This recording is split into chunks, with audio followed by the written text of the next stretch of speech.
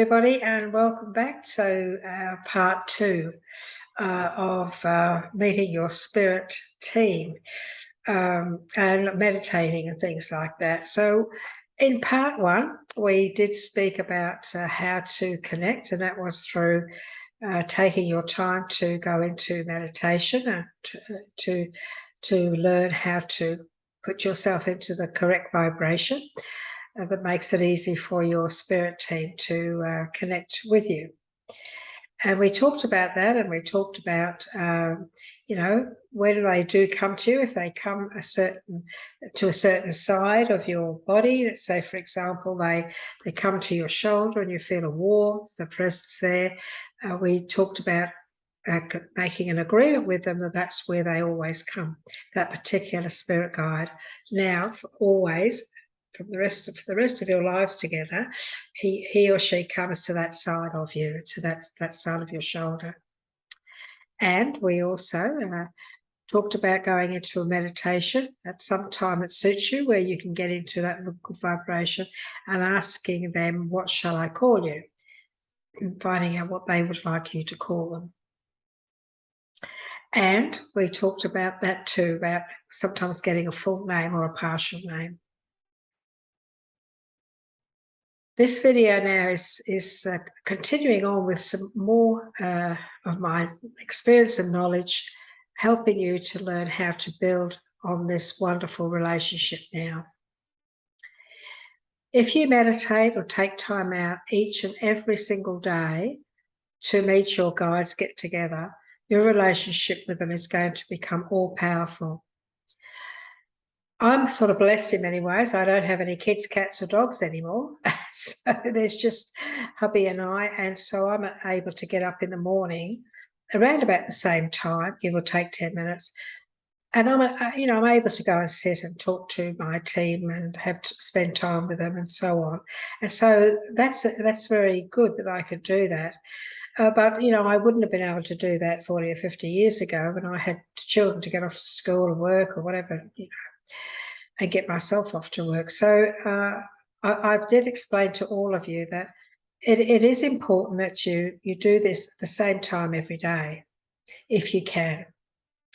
Look, there's no hard and fast rules about this, but just doing it every day is very important. You can't just start a relationship and then just let it run hot and cold. I mean, you wouldn't do that in real life, and you certainly wouldn't want to do that when you're connected to your spirit team, your spirit guides, because I can assure you the relationship you have with your team, your spirit team, is a lot more powerful and fulfilling than the one that you can have on this airplane. So believe you me, it's very, very true. And so you need to put commitment into this. And if you've got to this stage where you've met them, you've felt their energy, you know what to call them, why wouldn't you want to build onto that? Because the end of the road is just fantastic. It really is. When your guide came to you and let you know where the area that they like to approach you, you made that rule. Okay, from now on, that's it. Let's say hypothetically you've got a name. And let's say, just for example, it was a male guide and his name was Peter. He gave you Peter. Let's say that, for example, just so that I feel like I'm talking about a real person, because guides are real people, and they do deserve our respect because they're here to guide us, watch over us, and their purpose is to do just that, giving us unconditional love and acceptance and support and guidance. So let's say, Peter came to you and got this vibration. So from now on, every day, when you put aside this time together, this meditation, and you sit down and you get yourself into that beautiful vibration that is all powerful and relaxing that we've talked about, you can then say, Peter, can you join me now, please? Because you have a name. This is the beauty of getting the name from your guide, as how they would like to be called. So you can say, Peter, could you please join me now and allow me to feel your essence? And it's at this stage now where you probably would like to start to communicate. And The biggest thing that I found with all the years I've been training people, teaching people, the biggest thing was how do I know it's not my mind that's talking? How do I know it's them? You see. And I understand, I do understand how at the beginning you can have that issue, that problem. And you may think it's a problem, but in actual fact, it's just your concern that you want to make sure that you are getting the right information, and that information is not just your mind. And so what this comes down to total trust. And the thing is this: you're at the stage now where Peter has come forward. You've felt his presence. He may even have a certain smell, it's possible. And it could be something he gives you so that you know he's there, and you've got his name. And so why on earth would you not trust now? Trust that everything else is going to be okay. Some guides have accents. Each guide has their own sound in voice, just like we do here on the earth plane. I have my voice, and I have a daughter who sounds a little bit like me, because you see how that is in families where the son might talk like his dad, or have a similar, or brothers, especially over the phone. You might think you're talking to one brother, but you're talking to another. Just an example, because they have this same the same sound. That's a bit of a mystery I've always found quite fascinating, actually. But your guide also has a voice. They have a voice, even though they talk to you through their mind. You can't just talk to them through their mind. When they want to talk to you, they have to talk to you a certain way, and so they create a voice. They create a voice. So that, because you're mind to mind with them, but they still create what you recognize as life, and that is to hear someone speak. And that's what they need to do to be, so that you understand what you're hearing. And so they have to do that to help us. And so you may have a guide who just simply seems as if they're just talking to you all the time, but you can't actually hear a voice. You could have that. But what will happen is they will also give you a feeling. They won't just put you in a position where you think you're getting the right info from them. They'll also put it into a feeling as well, an added thing for you to trust, so that you can trust. It does come with trust. That's the thing here. And over the years, I have had trouble with my students who don't know how to trust. They have that doubt there, and that's what blocks everything and makes it very difficult to get this relationship that's all power, gets to a stage where your guide knows whenever they say anything to you, you're going to believe them and you're going to trust it. When you get to that stage, that's when everything turns into something magical. It really does. Sometimes it takes a while, sometimes it takes a while to build that trust on your part. And then, and all of a sudden, you'll find that, everything you doubted, it all came into fruition. And then that's when you start to realize, I knew that. I didn't say anything, but I knew that. But that's when you're realizing, I realize now that I was actually getting the right info, but it was just me doubting or being afraid to say it, being afraid to be wrong. And that's really what it all boils down to. It's being afraid to be wrong. I have found over the years that I could say something and my client says, oh, no, that doesn't make sense to me. And I've never doubted, because I've always said no, that if Spirit says it, then it must be right. So that's the way it is with me. Now, if a client says, "Oh no, I don't think so," my answer is, well, there's something here because Spirit's talking about it. Spirit wants to talk about it. Spirit's brought it up, so there must be a reason. You see, because I'm not going to doubt my guide. I'm going to back them up in what they've told me. I've got to back them up and trust.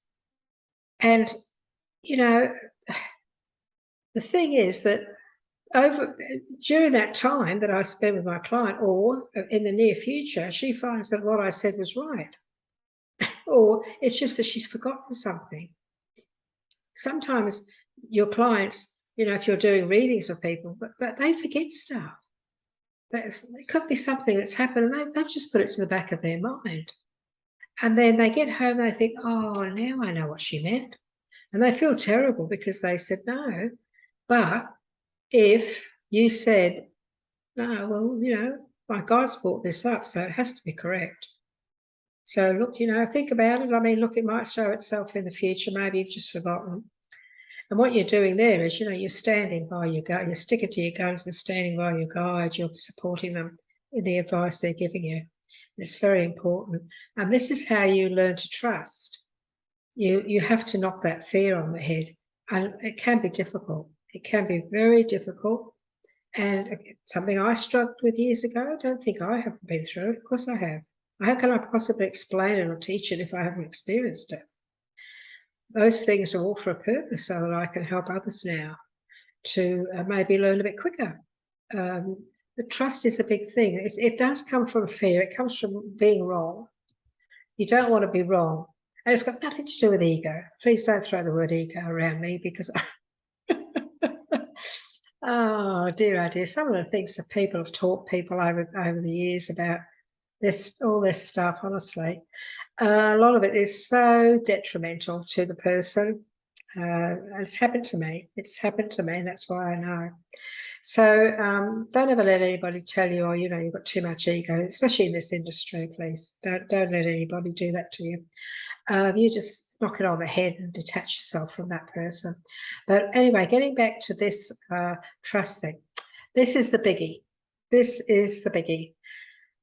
I feel that a lot of the time we are channeling spirit and we don't realize it. And I think that's happening all the time. And what I mean by that is, let's say, you've got somebody at work or home, whatever, and you're having a chat and she's telling you, about all these things that are going on in her life at the moment. And suddenly, you just say something. You just say something. Like, for example, you might turn around and you might say, I've got a feeling that that's not going to happen. I've got a feeling that blah, blah, blah. And you're actually channeling. You're channeling the knowledge that your guide is giving you this because your guide knows the outcome of this person's situation. Because your guide might be talking to their guide. See? And, the next day she says, you were spot on, you said blah, blah, blah. She might say that a week later. Yeah, how did you know that? How did you know that? You say, oh, I must be psychic. You have a bit of a laugh. It must be psychic. It must be switched on. And yeah, it's a good idea sometimes to be lighthearted about it. I do that all the time, just for a bit of a joke. Oh, it must be psychic. And so you see how I was doing this at the age of 11. Just new stuff. I didn't know what I was doing. I just knew stuff. I just had to no, I don't think that's going to happen. Or I think that's going to happen. And then all this would come into fruition. I didn't even realize. I hadn't even heard the words gut instinct or gut, follow your gut then all those years ago. And so, yeah. So that's you actually getting information from your guides, getting you to, those scenarios actually teach you to trust, you see. They're all part of the plan to teach you to trust your gut, but also to trust what that gut's putting in your head. And so Allow yourself to be taught. And do that by following what you feel, what you just know. We call it the knowing. It goes back a long way. She's you know, in the ancient days, they used to call them so, but she has the knowing, or he has the knowing. It's usually women, but it's just knowing stuff. You just know. And you don't question how you know, because it's coming through from your guides. It's coming through from your guides. So now that you've got to a certain stage of knowing their name, feeling them, connecting to them every day, this is now part of your life. And, you know, you do need to connect every day. You need to acknowledge them. Even if you're not sitting down and finding time to meditate or to spend time, they're there with an open ear every single day, and with you every single place where you are. If you're driving to work and you feel you need to talk, then you talk to them. You know, they're sitting right next to you in the car, or they're sitting behind you on the back seat, and you say, you know, sorry, I couldn't have time to connect this morning, but I just want to say, you know, thanks for looking after me. Thank you for this. They would just talk from your heart, and that's acknowledging them. You must acknowledge them every day, not just when you think about it. We need to acknowledge our guides more than anything, because now, let's put it this way. If you watch a video, how many times have you watched a video and something terrible happens and somebody says, oh my God, oh my God, oh my God, they go like that. Oh my God, oh my God, oh my God. You know, they may not say anything about God forever. You know, they may never think about God. They may not go to church. But when everything like that happens, they go, oh my God, oh God, God, you know, to call out to God. And that's just showing that they trust in God or whatever, which is great. But your guides, they're assigned to you. They're part of your life, you know. They're one of the most important parts of your life, apart from you. They're the next best thing you've got, which is an unconditional friend who loves you unconditionally and who wants only good for you. And how many times do you get that in a lifetime?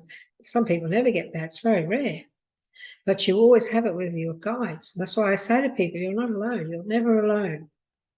And you're never, ever, ever alone. They will never abandon you. People say, oh, I think I've lost touch with my guides. I just don't seem to connect anymore. Well, that's your problem. It's certainly not theirs. They're there. They're trying to connect to you. If you're still getting instances where you say, oh, that's my gut, then they're still there. They will never abandon you. And so you stay in touch with them. Now that you've met them, every day, acknowledge them, chat to them. And, you know, this doesn't have to be something that you think you've got to do. This is something that you feel you want to do. Wouldn't you want to do that? You know, they've stepped forward. You're excited because, oh, you know, I've got this guide. You're thinking to yourself, well, this guy, his name's Peter, and oh gosh, you know, I want to know more about him. And so this is what you do now. You find out about them. And so, you know, when you have your private time together, you say, could you please show me things about you? Could you show me? Could you give me some visions? You know, can you show me stuff? And they'll show you things, and you'll become the visionary. And you'll see things, and they'll show you, you know, you can say to them, can you show me what your feet look like? I think that's the first thing I asked my main guide. He showed me his feet, and he had these sandals on. And I knew then that he had brown skin. He had olive skin. And then I said, can I see your hands? And he has the most beautiful hands. How do you dress? And he showed me how he dresses. When it came to his face, he showed me some of his face, but I've never seen it really clear. And there's probably a reason for that. And I'm never going to judge it. Or it's no big deal as far as I'm concerned. It's up to them what they want to show you, what they don't want to show you. but I know he has, I know his hair, I know he has beautiful eyes, but it's not a picture like, it's not, when I see him, I don't see him like a photograph or a picture. Other people see their guides as clear as anything. And so that's okay. That's fine. Everybody's different, everybody's unique, and so are your guides. And so now that you've started to talk to each other, ask them to show you stuff. And what can very often happen is that you could be in a meditation, sitting quietly and getting yourself in the right vibration, and they step forward. And it's very possible they could start taking you on a journey. And this is like, you know, they might take you to where you once were. They might take you to where they once were. They just, I know that I've been shown many things. But my Indian guide, he showed me where we lived. We shared a life together. In another life, we shared a life together, and he's one of my guides now. And he's come through quite a few times in my readings that I've had, and I've also got an artist, spirit artist, picked him up and drew him for me. He's absolutely beautiful. But he showed me a lifetime that we shared on a bank. We were a tribe, a small tribe. We lived on this bank where this water was. And he showed me that years ago. And every time I've ever connected or spoken to him, it's always been on this bank, you know, where we once lived. We grew up as children. We grew up as best friend buddies, as children. And so he showed me that years and years after I actually met him.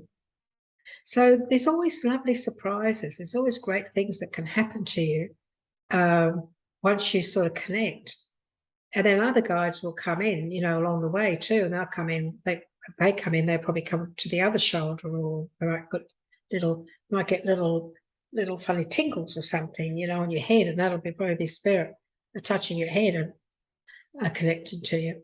But now that you've started to get to know who they are, you connect to them every day.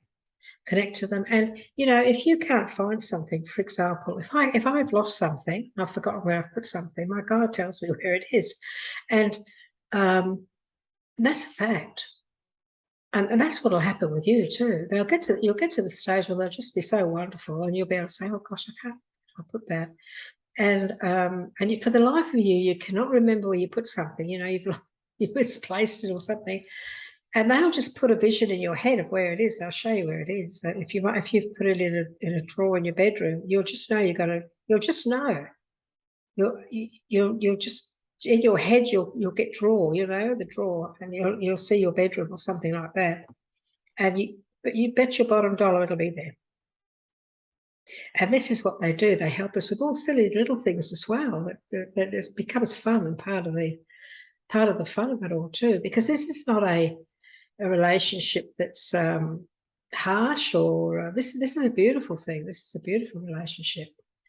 And you know, whenever you're going through difficult times and hard times, they're there to help you. When you say, you know, I'm not coping with this, can you please help?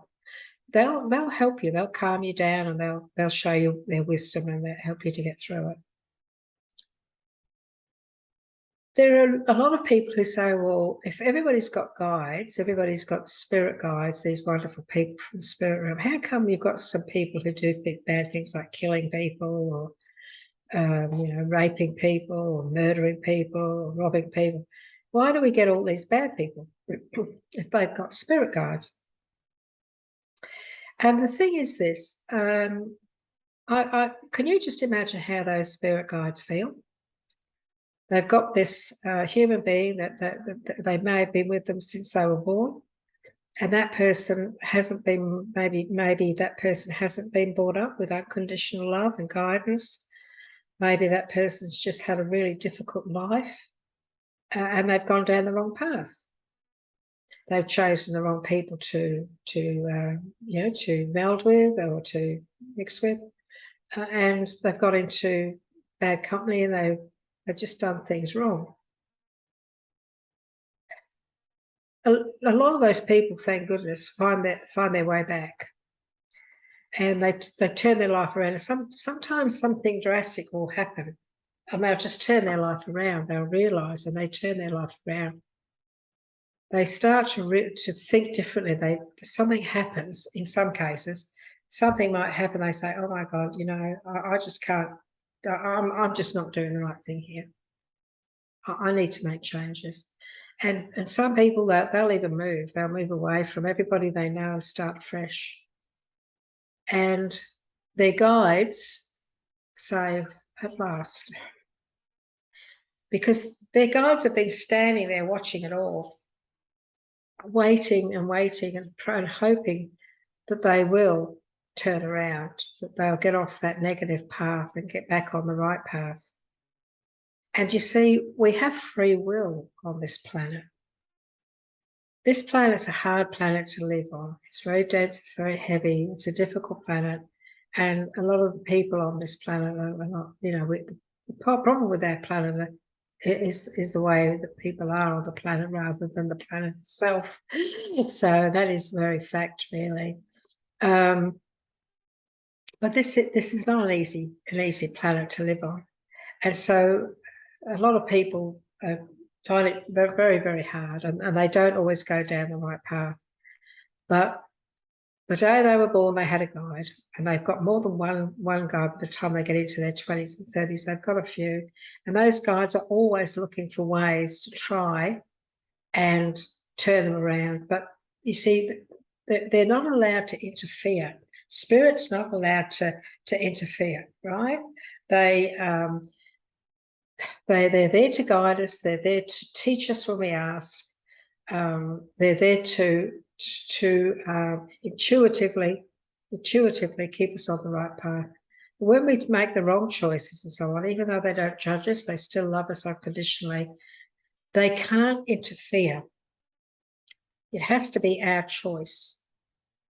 But I'll tell you this, once you do make that choice, once you decide, if let's say, for example, you've lived a life where you've been really bad, you've done a lot of bad stuff, like stealing maybe, or pitching cars, or whatever, something like that. When something happens and you decide to turn around and you want to go down the other road and you just want to stop living that life, you want to have a decent life, that's when they take you by the hand. And they do everything in their power to make that good life work, because you've changed your mindset now. You're thinking about being positive and leading a positive, good life. And that's what you're meant to be doing. And that's what it's easy for them to help you to do that. So they're not allowed to help you to be bad.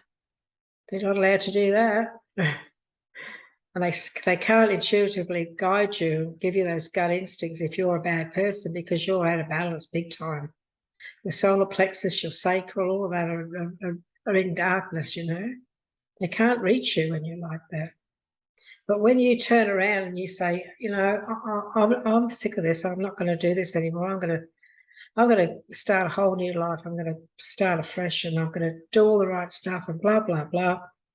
They step in and they say, woohoo, at last. Now we can help them. Now we can guide them, help them to put that plan into place, and that's what they will do. And in the meantime, while you're not doing the right things, they're just standing around waiting for you to make that right choice, watching over you, hopefully, you know, trying to help you, trying to intuitively guide you, but just doing all they can do, all they can actually do. They try their hardest. But, you know, it can only work if you're open to it. It can only work if you have that right thought pattern. And so this is how, you know, this is how it is with spirit. When you start working with them, when you start to trust them, when you start to intuitively follow follow that gut instinct at all time in your life, please do that. When you do that, you'll find that because you trusted them and because you took their guidance, this energy between you becomes a lot more powerful. And it's when this energy gets a lot more powerful that this is when you really do overcome doubt and fear, and you really do start to trust everything that you feel, everything that you hear that they give you, everything. You trust all of it. You don't doubt at all. And even when even when you know something and it doesn't come into fruition, you still don't know it. And there might be some reason why that didn't happen the way that you felt it was going to happen. There might be a reason. And the reason is that they know what's best for you sometimes. It can be that. And so, trust. Be patient. Don't beat yourself up. They're there. Always stick to where they come to you. Stick to the rules and regulations you put into place. When you go into meditation, go to the same place every time for a while. Do that till you get used to that place together. Like I used to go to my little bench overlooking the ocean. That was in video one. Just do that and keep the pattern in place. And remember this. This is like an apprenticeship. You learn as you go along. When you go into an apprenticeship, you know nothing when you start off. But within a week, you know a little bit more. Within 3 months, you know a bit more. Within a year, you're getting confident because you're doing it and you're learning and you're being taught and you're gaining, strength, belief in yourself, confidence. That's the word I was searching for. You gain confidence and practice stuff and practice stuff with them. One of the things I found very, very good in my early days was tools. So I used to have a pendulum. I still have it actually, and I use it in my healings. It tells me how my clients' chakras are, and I still use it. I've had it for doctors' years. Anyway, the thing, if you buy a pendulum, and you can make a pendulum out of anything. I was showing this to all of you earlier on in another video. This is a shungite thing. You could use that as a pendulum, and if you say to spirit, is this good for me? And it goes, if it goes, I'll do this with my finger now. If it goes, anti-clockwise, then that's usually no. And then, you say, oh, thank you. Was thank them. Is this good for me? And they say yes, and it'll start to go clockwise. It's, oh, thanks for that. And you can use that as a tool to talk to them, to get guidance. Don't become too pedantic about it, though. Some people just, they use their pendulum every day. You've got to start thinking for yourself. But it is a good way to create this little tool that you can, use. And they'll, if you get it on your finger but you can't move it, and it'll start to move. Spirit will use it. Your guide will use it as a tool. So, yeah, that's just something you can do. It's just another little way of communicating with them. I have a course that I teach online, and it's all about learning the tarot. But what it's really about, it's about using the tarot as a tool. So we use the tarot deck as a tool. We learn the tarot deck, every single one of them. And at the end of the course, you're actually certified as a tarot reader. But we're using the tool, and you're working with that deck throughout the deck with your guide. And so this course that I do, I introduce the person to their guide. And then once they've met their guide and they've got what to call them and all this, they then start working with the deck and learning the deck. And as they study each card, they call their guide in. And at the end of that course, 4 or 5 months later, it's a pretty big course, they've already created this relationship there. They've got this relationship flying, taking off. And they're now an accomplished tarot reader, and if they want to then now take this on as a career, they become like me, a guide, a spirit messenger, a channel, but they're using the deck as a tool. Because when people come to me, most people, when they go for a reading, the word tarot is so powerful, goes back so many centuries. They say, "Oh, are you a tarot reader?" I say, "Yeah, I am." Leave it at that. And I use a tarot deck just to start off with, the first part, and then the rest is all channeled through. But it's a tool that we use. My guides and I use it. they use it to talk to me. They use the card. The cards come out, but very often, you know, because we've been working with it together for such a long time, they'll use a card for a different message than what's on the card, and they utilize that card. That's how I work with my guides with my cards. I use it as a tool. It's fantastic. So the sky's the limit. What you can do when you work with spirit, it's another whole new life, and there's nothing you can't achieve.